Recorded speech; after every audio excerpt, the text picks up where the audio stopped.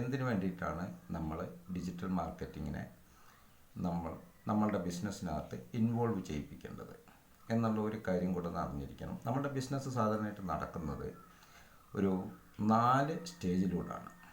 ഒന്നാമത്തത് നമ്മളുടെ ബിസിനസ്സിനെ ആൾക്കാരിലേക്ക് എത്തിക്കുക, ആൾക്കാരെ അറിയുക. ആ ഒരു പ്രോസസ്സിന് പറയുന്ന പേരാണ് അവയർനെസ്.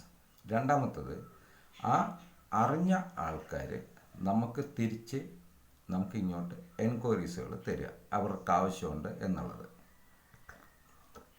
അവർക്ക് ആവശ്യമുണ്ട് അല്ലെങ്കിൽ ഇതിൻ്റെ വില എന്താണ്, അങ്ങനെയുള്ള കാര്യങ്ങളെക്കുറിച്ച് നമുക്ക് തിരിച്ചിങ്ങോട്ട് എൻക്വയറി തരിക. ഈ എൻക്വയറി തരുന്ന ആൾക്കാരെ നമ്മൾ ആ എൻക്വയറിയുടെ അതേ സമയത്ത് തന്നെ ആ സെയിൽ നടക്കണമെന്ന് യാതൊരു നിർബന്ധവുമില്ല. 1% അടിയിൽ മാത്രമാണ് എൻക്വയറി ഫയർ ക്ലോസിങ് നടക്കുന്നത്.